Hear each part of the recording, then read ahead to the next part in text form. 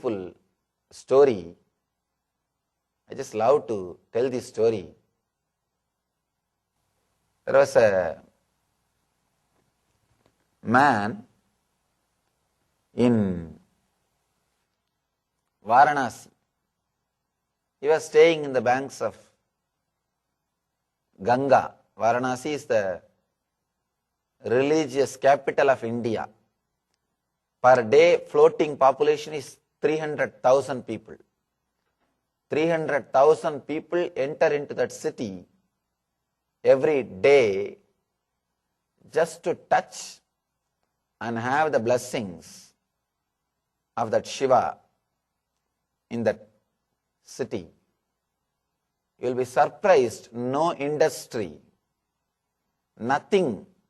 The whole city, the only income of that whole city, the only reason for the development of the whole city is few temples of that city, that's all. If you go there, you will see all these things can happen only in India. Cities grow around temples. Even the village in which I was born and brought up, if you see the value, means the amount of money, time, energy spent on building that village temple, and the amount of money, time, energy spent on building that whole remaining village, it is not even 10%. If they have put 100 rupee, 100 men, and 100% energy in building the temple, the whole remaining village, they have put hardly less than 10% of money, 10% of men, and 10% of energy to build the whole remaining village. You will be shocked. 25-acre stone built up area, built up in stone, complete granite, built up area, and all other houses will be made out of wood and the mortar, the cement, brick. This beautiful city, the great city Varanasi, there was a man, very simple, innocent man, uneducated. He wants to have initiation from a priest. He thought that priest was enlightened, and somehow he devoted himself to that priest. Of course, not only that priest was not enlightened, he is not interested in accepting this illiterate man as a disciple. But this man's devotion is such. He's a very village person. His name is actually Ramdas. His name is Ramdas. He decides, I should take initiation from this priest. Let me do something. Then finally he somehow comes to know about the initiation process. Initiation means the disciple will touch the feet of the master. Master will put the feet on the head of the disciple and give the mantra, means the holy word, sacred word, to repeat. This is the initiation. This guy thinks, if I go and lie down in the bank of Ganges, actually early morning the priest will come every day to take bath. Early morning, 4 o'clock, before the sunrise. If I lie down in the steps, naturally when he walks, he will put his he will put his feet on my head, because it is dark. It is dark. He will not know. He will somehow step on me. So it's a blessing. One more thing. In India there is a habit, strange habit. Even if you step if you do some mistake, you say Ram, Ram Ram, Krishna Krishna, not shit.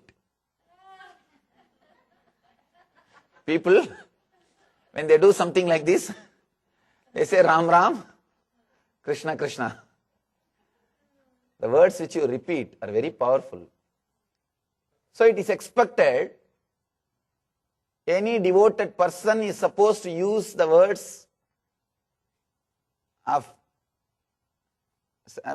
related to God or sacred words, even when he is unconscious, even when he does something wrong.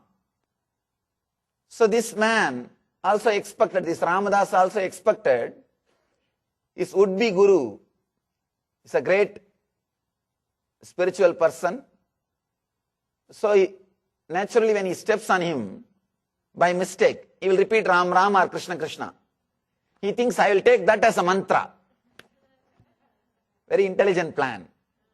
He will put his feet on my head and naturally he will slip and he will say Ram or Krishna or some God's name. I will take that as a mantra. He goes to the Ganga steps. Early morning, 4 o'clock, he is lying the same path in which the priest used to walk. Almost everything was working. But for one thing missed. The priest came, he walked in the same route and he put his feet also on the Ramdas. But because he is not enlightened as Ramdas thought, instead of saying Rama or Krishna, he shouted, oh buffalo, hey buffalo. He just shouted, fool, buffalo. First he shouted as buffalo. But this Ramdas is such a sincere person, he decides, whatever my master uttered is mantra. I'll repeat this word buffalo as my mantra. And he starts. You'll be shocked. He starts repeating that word buffalo, buffalo, buffalo, buffalo, buffalo. Continuously he is repeating. He is sitting and repeating that word. Buffalo, buffalo. Just because of his devotion, the story says, really, Devi appeared and gave darshan to him in the form of buffalo. If it is just a story, we won't believe naturally. There is an historical incident which happened. If it is just a story, we won't, it is just a story for inspiration, forget about it. But there is a history, then you will understand the power of this devotion. The next year, festival time, they were trying to bring the Devi in the procession. When they were trying to bring the Devi in the procession, the door of that main temple is 10 feet height. Devi Murti is only 3 feet height. But when they were trying to bring that Devi, it's not coming out of the door frame, it is stuck. Physically there is nothing. But actually the Devi Murti is not coming out. Something is hitting. These priests are trying their best. This priest who initiated him also is trying. Initiated him in the buffalo mantra. He is also trying. The Devi is not coming out. This Ramdas, he was there in the festival. He shouts, hey, don't you see the hands of the Devi is hitting the wall. It is hitting the window. It is hitting the door frame. Just lower a little bit, then she will come out. He was able to see Devi is appearing to him in the form of buffalo. And the horns of that buffalo is hitting the door frame. That is the reason the Murti is not coming out. It's very difficult to believe logically that all these things are possible.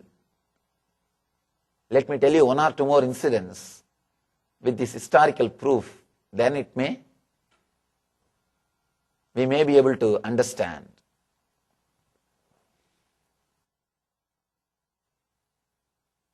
He shouts, "Oh priest, oh Gurudev, why don't you lower the statue a little bit? The horn of the Devi is hitting the wall." The priests are shouting at him, "Fool, don't you have eyes? What are you talking? Where Devi has got horns? Keep quiet. You are being allowed here itself is too much. Get out." They were shouting at him. Then they are trying their best. She is not coming out. Finally, he felt disturbed. Then they are hitting the Devi's horn on the door frame. He just went by force, he pressed the Murti off of it. Immediately the Murti came out. It came out. The story says he was given darshan by Devi in the same form of buffalo on which he was meditating. And not only she gave darshan, she proved to the whole world through this incident, whoever meditates in whatever form, with whatever name he appears, the divine appears to them in that same form, in that same way. Because in memory of this incident, still now they have a beautiful buffalo created in a silk carpet which will be hanging next to the Devi temple. Still now, if you go to Varanasi on this festival day, they will hang a big curtain in which they have embroidered buffalo in a silk curtain, and the puja will be done to that also. Just in memory of this Ramdas, great devotee who meditated on Devi in the form of buffalo and got enlightened just in the same form, just to respect his devotion. Still now they worship Devi in the form of buffalo with a big golden screen, or a silk screen, the golden embroidery. Not one, thousands of incidents. And one more thing, the person from whom he took mantra, the priest himself, is not enlightened.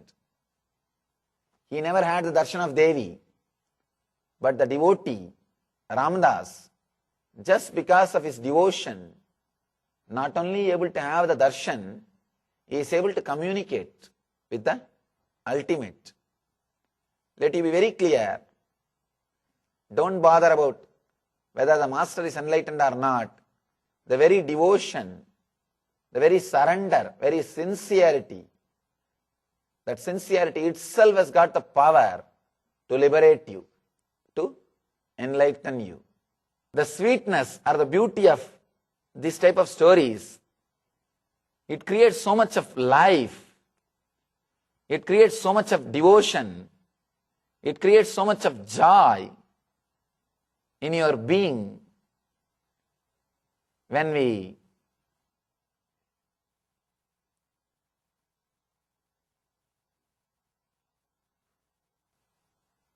just relax for a few minutes from our logic, which is constantly nagging us, which is constantly torturing us, and relax your being with this kind of few stories.